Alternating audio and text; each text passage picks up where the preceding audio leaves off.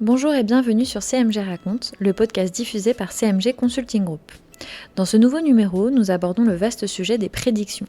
Comment prédire les risques? Pourquoi est-ce un exercice si difficile?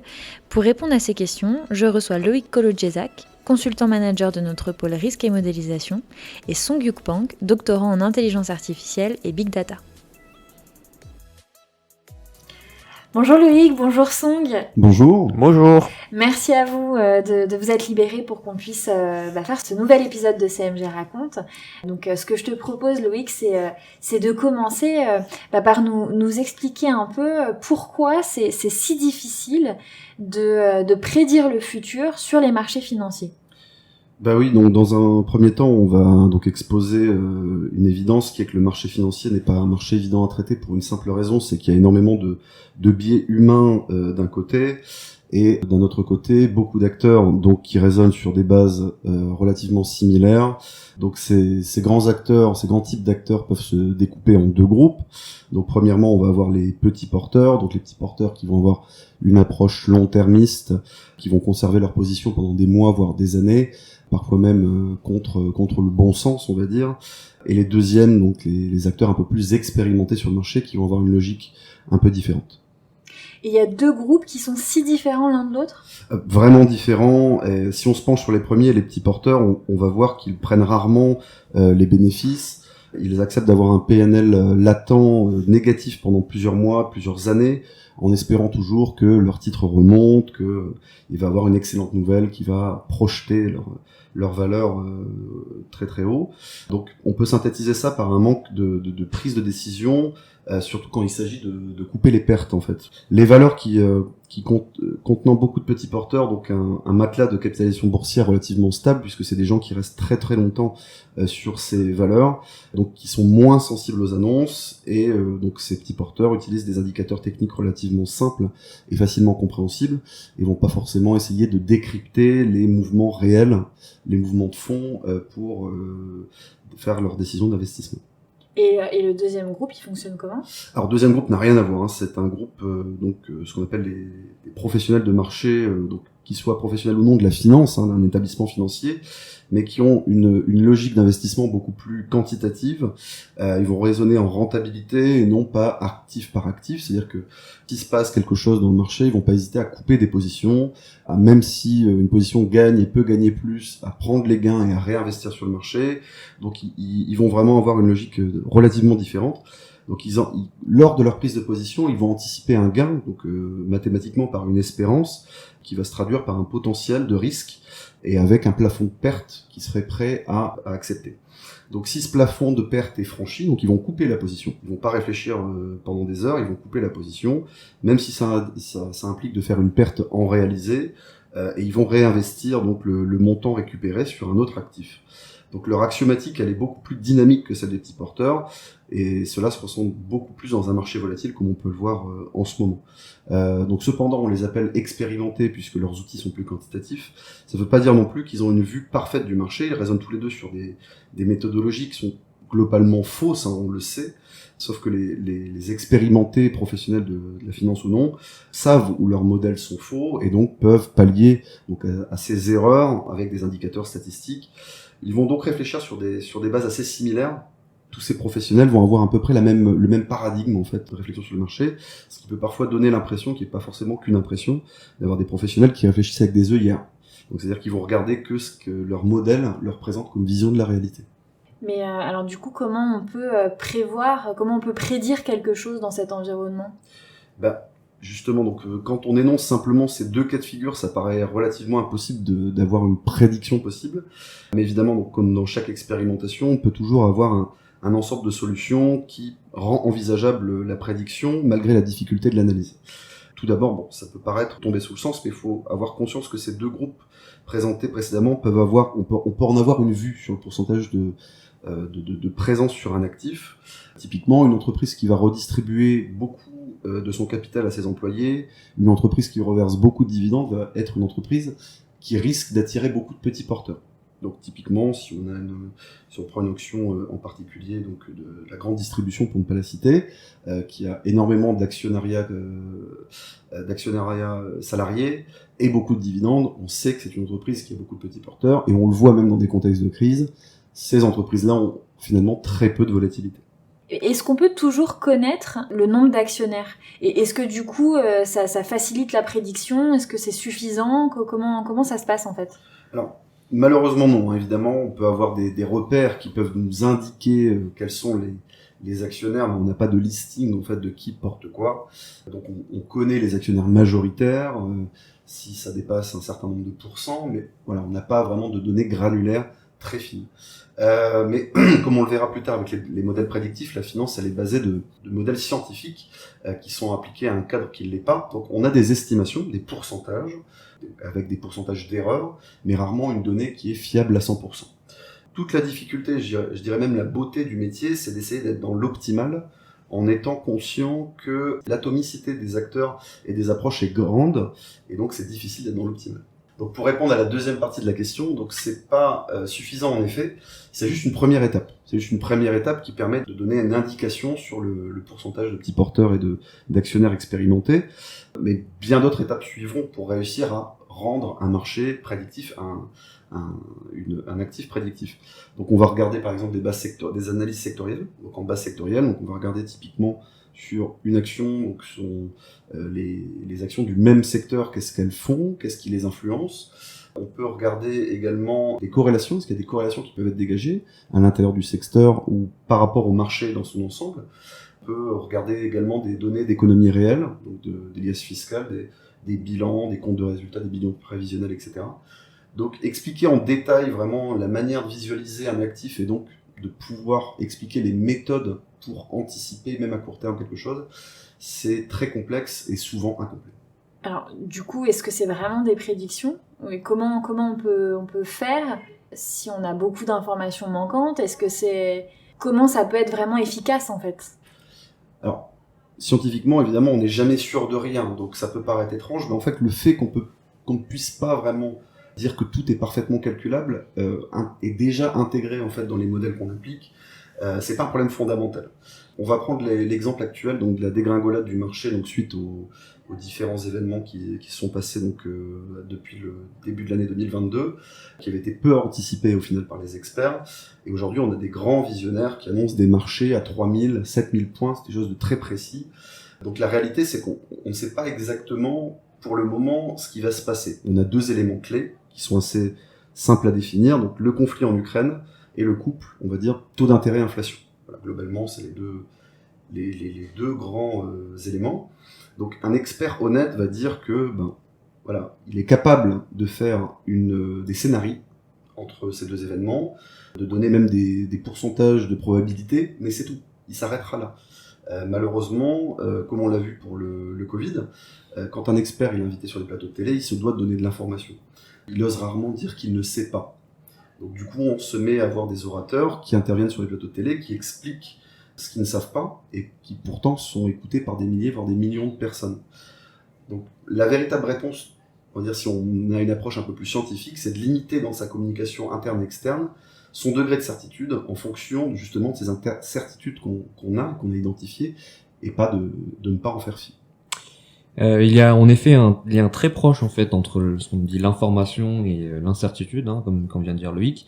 Je vais le redire, même si ça paraît évident. C'est en fait finalement on va essayer de recueillir un maximum d'informations pour essayer de prédire avec on va dire un degré d'incertitude. C'est un peu comme ça qu'on fait. Et c'est d'ailleurs la notion de base, on va dire, dans les méthodes de modélisation ou même quantitative, on va dire, où on va aussi du coup beaucoup parler de probabilité, puisqu'on n'est pas sûr, on essaie d'être plus probable que d'autres, plus vraisemblable. Je pense que l'idée ici, donc, de modéliser tout ça, c'est aussi d'essayer d'avoir une projection en quelque sorte logique, à partir des informations qu'on a. Et encore une fois, on va essayer aussi de mesurer un petit peu l'incertitude de cette projection logique. Et alors, Song, pourquoi on ferait des modélisations quantitatives s'il y a toujours une incertitude quelque part ? J'y vais. Alors, comme disait Loïc précédemment, oui, effectivement, je pense que on essaye de prédire hein, avec tous les moyens qu'on a. Il disait tout à l'heure, voilà, on a des prédictions, on n'est jamais à 100% sûr. On essaie de compléter un petit peu notre prédiction avec tous les éléments qu'on a. Et je pense que la manière modélisation quantitative, c'est une réponse parmi d'autres. Elle doit être bien évidemment complétée, même elle peut être contredite, hein, si c'est le cas.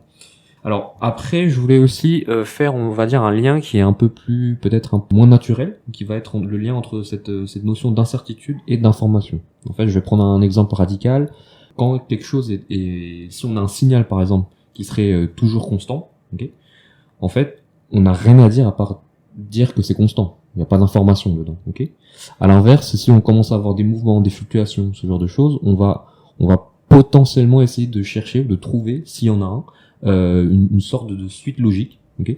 Et déjà, il faut savoir s'il y en a une, et en plus de ça, il faut essayer de voir, bon bah, quelle est cette suite-là, ok. Et donc, c'est en ce sens, je pense qu'il y a aussi on va dire, on peut récupérer entre guillemets de l'information lorsqu'en fait il y a de l'incertitude. Donc c'est d'ailleurs un peu la notion, je pense en finance qu'on parle de volatilité. Loïc en avait déjà évoqué. Donc je pense que c'est un peu cette notion-là qui tourne autour, et en fait c'est aussi ça qu'on va essayer d'interpréter, j'ai envie de dire, avec les modèles.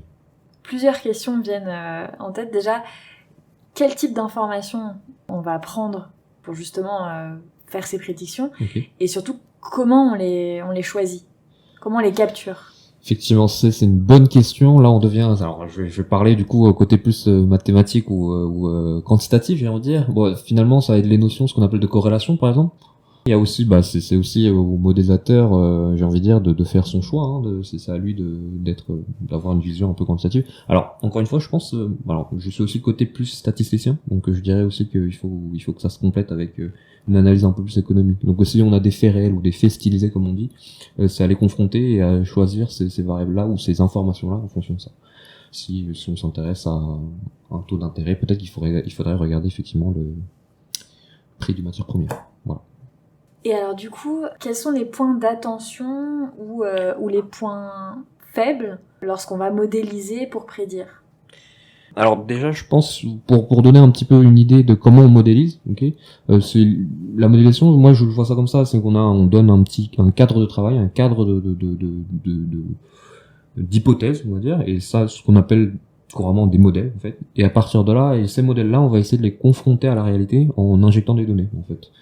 Donc, on va dire la finance quantitative, de manière un peu plus traditionnelle, je dirais, hein, vont se concentrer un peu plus sur les modèles pour essayer justement de retranscrire une réalité dans des modèles.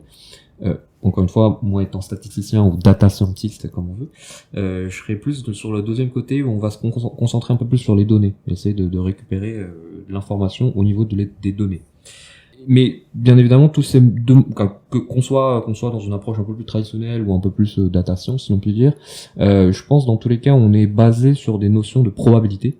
Et moi aujourd'hui, j'aimerais mettre un point d'attention, on va dire, sur la notion de probabilité. Souvent, on néglige un peu trop justement des événements rares. C'est le cas qu'on peut voir aujourd'hui, hein, et qui sont parfois, qui sont peut-être des probabilités faibles, mais avec des impacts très forts, voire systémiques. Donc, encore une fois, c'est un peu le cas qu'on peut voir. Covid, conflit en Ukraine. Donc voilà, donc même si lorsqu'une probabilité, même si elle est faible, si la probabilité montre qu'elle est là, c'est que en fait, il y a un scénario possible en fait. Et c'est ça que j'ai envie de mettre en avant aujourd'hui, pour dire qu'il faut faire attention, et donc être un peu plus vigilant, on va dire, sur la notion de probabilité. Et d'ailleurs, si tout le monde pensait logiquement et qu'on disait les probabilités faibles n'arriveront jamais, on gagnerait jamais au loto aussi. Donc, de la même manière, je pense que côté prédiction et risque, on doit prendre ça en considération. Et du fait, donc, comme ces modèles sont basés sur ces probabilités-là, j'aimerais dire aussi qu'il faut prendre les résultats de ces modèles-là avec un certain recul. Voilà. Et au final, je dirais aussi, lorsqu'on fait de la modélisation, je parle aussi encore une fois un peu plus pour les statisticiens ou les modèles statistiques, mais c'est toujours un problème d'équilibre, jeu d'équilibre entre simplicité et finesse. Donc quand je dis simplicité, à tel point le modèle peut être facilement explicite, okay, et finesse à tel point ça peut être très précis. Donc on peut imaginer que plus c'est précis, plus le modèle est compliqué, donc difficile à expliquer. En revanche, si le modèle il est trop simpliste, on va pas coller à la réalité, on va manquer des informations, on va pas pouvoir fournir des prévisions ou des prédictions assez juste. D'ailleurs, je pense que c'est de plus en plus le cas si on parle aujourd'hui des problématiques que les banques ou la finance ont aujourd'hui, comme la considération des critères ESG, ou encore une fois le risque climatique, qui sont des facteurs qui sont, je pense, qui sont réels et qu'on doit intégrer de plus en plus.